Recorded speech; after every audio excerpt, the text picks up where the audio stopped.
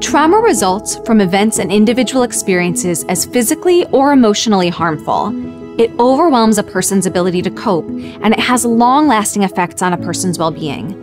We know that trauma is incredibly common. With this understanding, it makes sense that using a trauma-informed approach is essential to every part of practice for every employee and every patient. In this video, we'll have an opportunity to experience a trauma-informed appointment through the eyes of a patient, starting with the moment they walk through the door.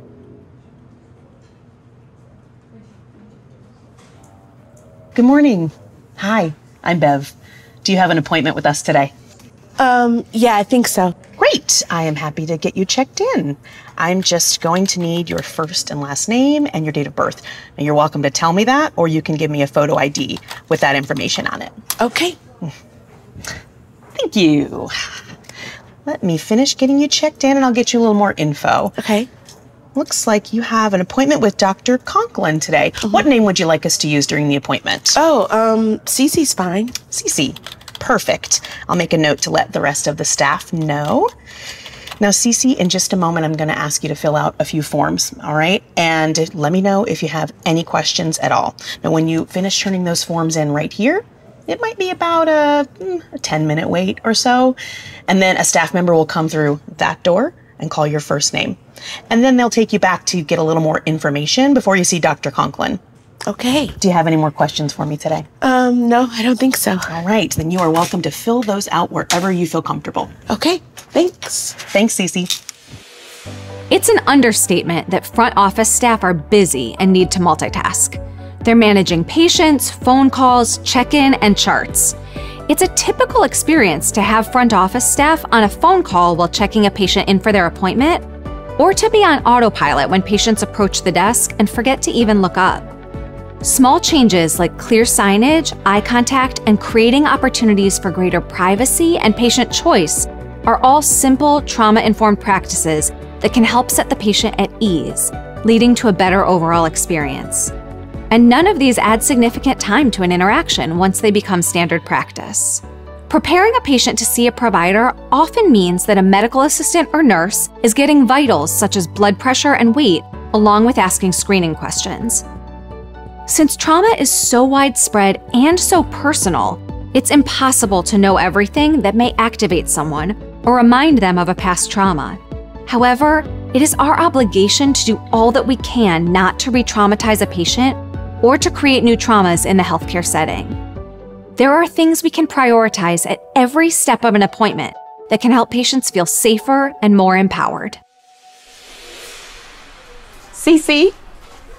Hello, Cece. My name is Chris, and I'll be assisting Dr. Conklin with your visit today. I'll be getting some information from you today, and then you'll have an opportunity to ask Dr. Conklin some questions before she sees you. Any trouble finding us? No, it was fine. Great.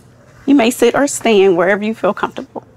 I know I introduced myself when we met at the door, but again, my name is Crystal, and I assist Dr. Conklin. In a moment, I'll ask if I can take your blood pressure, and then I have some screening questions to ask you that we ask all patients. The last thing we'll go over are questions specific to your visit. If any questions feel uncomfortable, you don't have to answer them. The more we know, often the better we can help, but it's always up to you. Okay, sounds good. We like to collect some baseline information for all patients that include blood pressures. Sometimes blood pressure can read a little high at the beginning of an appointment because it's really common to be feeling a little nervous before an appointment, or sometimes people are rushing around to get here. Yeah, I've been there.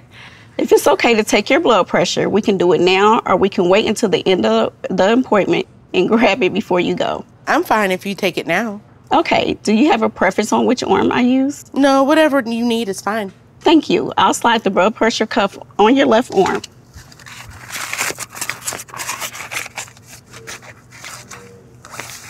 I'll be placing the stethoscope on your arm and listening for a moment.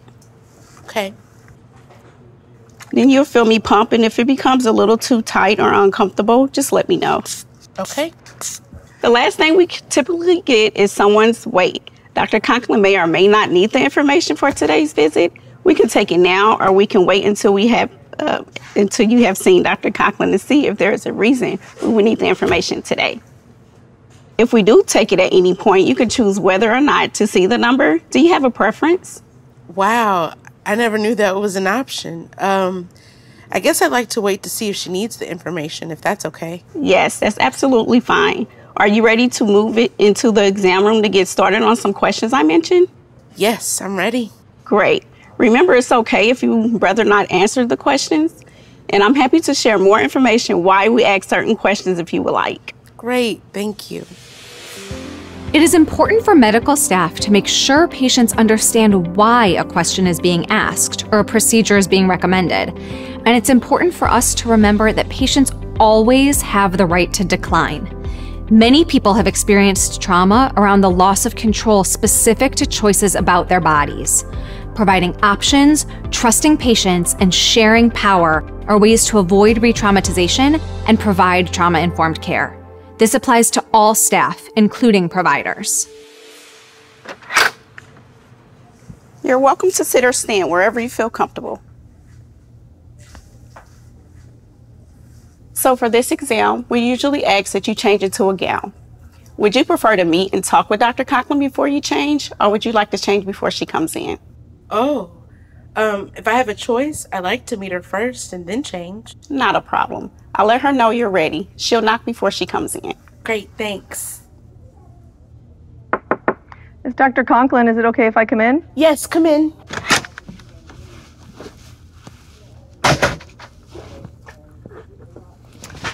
Hi. So how are you today? Hey, okay, I guess, considering I'm here for this exam. That is understandable. Let's start with what questions that you have for me. Oh, questions about what? About anything. I didn't come with any questions, but I'll probably have some once we get going. Well, you're welcome to ask me questions at any point. I reviewed your chart and it looks like you're here for an annual exam and a PAP test. Is that correct? Yes. Okay, great. If it's okay with you, I'd like to explain what I typically recommend for an exam. Would that be all right? Sure. Okay, just let me know if there's any specific language that you use for your body, and I'm happy to mirror that language for you. Okay. And you can ask me questions at any time or let me know if you have any concerns about any part of that exam. How does that sound? That sounds great. Thanks. When you're ready, I'll step out and I'll give you time to change into this gown. Okay. All right. So if it's okay with you, I'm going to begin explaining the exam. Okay. We typically start with a neck exam where I feel your thyroid and your lymph nodes. Then I recommend a breast exam and an abdominal exam. During that time, I just use gentle pressure in my fingertips. Then we'll move on to a vulvar exam, which is where I look at the skin around and outside of your vagina. And then when you're ready, I'll put a speculum in your vagina, and that's with some gentle pressure. Have you ever seen a speculum before? No, I don't think so. Would you like to see one now? No, thanks. That's totally fine. So, okay, if anything hurts during this exam, I want you to let me know so we can stop right away and adjust. Next, using a soft brush, I'll carefully collect a small sample of cells from your cervix. Some people barely feel this, other people feel some pressure or some cramping. And once the sample is collected, I'll gently remove the speculum. Would all of that be okay with you? Doesn't sound like fun, but yeah, it's okay with me. I know, right?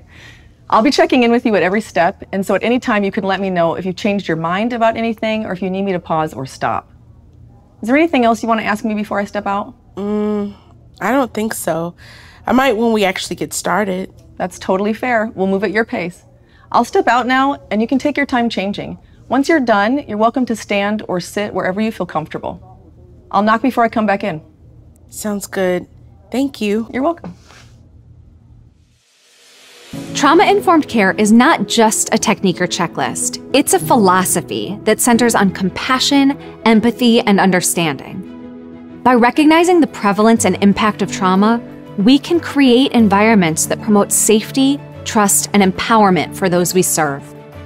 Trauma-informed care doesn't have to add significant time to a patient's visit, and it can make a huge difference in patient experience, health outcomes, and even provider satisfaction.